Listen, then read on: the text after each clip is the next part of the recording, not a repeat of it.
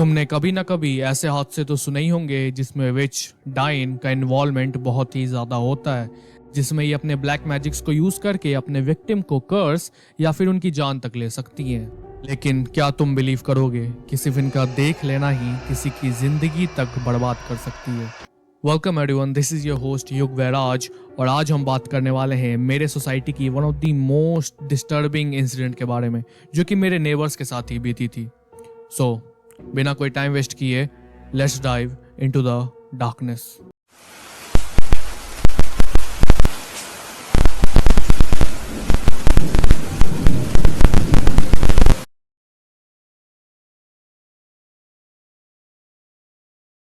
मेरा नाम रोहन है, जो अपने परिवार से दूर अपनी बहन के साथ एक अनजान शहर में अपनी पढ़ाई पूरी करने आया था। हम दोनों को ही बचपन से पढ़ाई में बहुत ही ज़्यादा इंटरेस्ट था, इसलिए बिना कोई टाइम वेस्ट किए हम दोनों पहले ही दिन से अपने स्टडी रूटीन को फॉलो करने लगते हैं। हमने अपने इंस्टीट्यूट के बगल में 2 BHK फ्लैट रेंट पे लिया था, जिसके बगल में ही एक बहुत ही सुंदर सा पार्क था, जो कि हमारे बालकनी के एग्जैक्ट सामने था। सब कुछ बहुत ही नॉर्मल था। हम अपने रूटीन को कंसिस्टेंटली फॉलो कर रहे थे। फ्लैट से इंस्टीट्यूट, इंस्टीट्यूट से फ्लैट, रात को पढ़कर एक सेट टाइम पर सो जाना, सब कुछ बहुत ही नॉर्मल बीत रहा था। मेरे घर वालों का मानना था कि मैं कुछ करूं या ना करूं, मेरी बहन लाइफ में कुछ बड़ा अचीव जरूर करेगी, जो कि सही भी था क्योंकि वो मुझसे बहुत ही ज्यादा इंटेलिजेंट और हार्ड वर्किंग थी। यहाँ तक कि हम दोनों सेम स्टेज पे थे, फिर भी कभी कभी वो मुझे पढ़ाया करती थी। उसे पढ़ाई से बहुत ही ज्यादा प्यार था। अगर उसके पास करने को कुछ नहीं होता तो वो पढ़ने लगती। मेरी बहन बहुत ही ज्यादा एम्बिशियस थी, लेकिन कहते हैं ना, जिंदगी कभी भी एक जैसी नहीं चलती। हमारा एक नॉर्मल सा दिन एक खौफनाक रात में कब बदलने वाला था, इसका हमें अंदाजा तक नहीं था। 7 सितंबर 2013 रात के 8 बज रहे थे और बाहर पूरा अंधेरा हो चुका था। वो रात भी हर रात की तरह एक आम रात थी।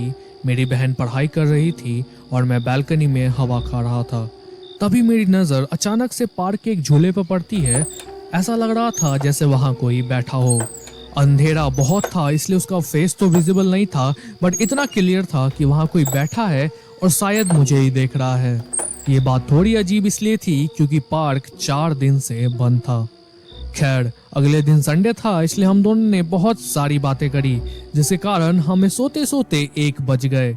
मेरी नींद एग्जैक्ट आधे घंटे बाद खुलती है और मैं वॉशरूम जाने के लिए उठता हूँ। मेरी नज़र फिर से उस झूले पर पड़ी।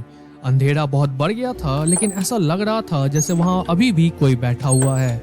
मैंने फिर से उसे इग्नोर करा, लेकिन जब मैं वॉशरूम से वापस आया तो मैंने देखा कि अब उस झूले पर कोई नहीं था।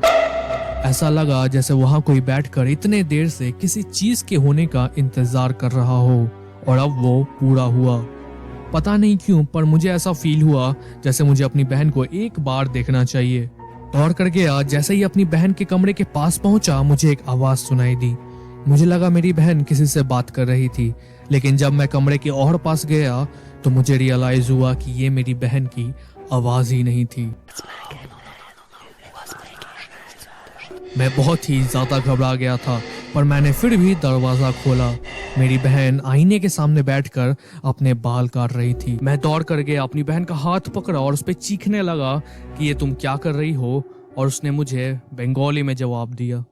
मेरे होश उड़ गए थे क्योंकि हमारे पूरे फैमिली, पूरे फ्रेंड सर्कल में किसी को बंगाली आती ही नहीं थी। और जिस तरीके से उसने मुझे बंगाली में रिप्लाई किया था, ऐसा लग ही नहीं रहा था जैसे वो पहली बार बोल रही है। वो मुझे लगातार कुछ बोल रही थी जो मुझे समझ तो नहीं आ रहा था, लेकिन उसके एक्शन से इतना पता चल रहा था कि वो मुझे अपना हाथ छोड़ने को कह रही है। एज अ ब्रदर, मैं उसका हाथ किसी भी हालात में नहीं छोड़ने वाला था। बेशक मैं इस बात से अनजान था कि हालात किस हद तक बिगड़ सकती है।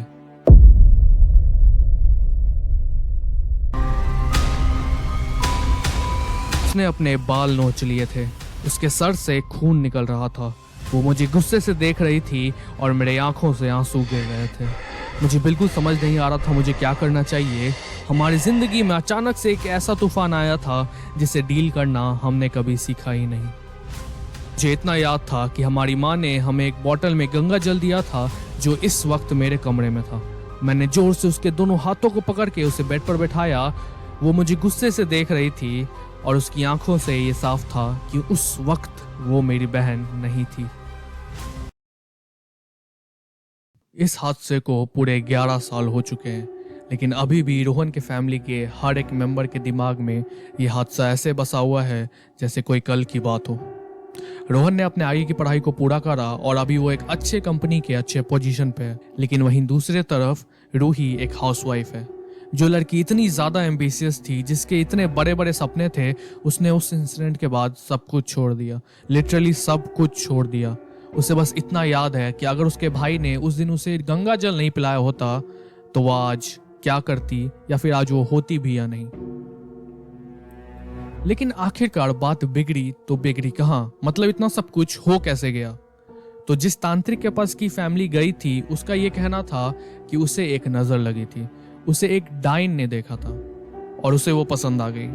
बस मतलब सिर्फ एक देख लेना ही किसी की क्या हालत कर सकती है। सोच के देखो, हम लोग एक ही दिन में कितनी बार बाहर निकल जाते हैं। हमें कैसे पता होगा हमें कौन देख रहा है? हमें कैसे पता होगा हमें चाहने वाले देख रहे हैं या फिर एक विच देख रही है? अब तुम इस पर ट्रस्ट करो या ना करो, ये एक सच्चाई है जो एग्जिस्ट करती है।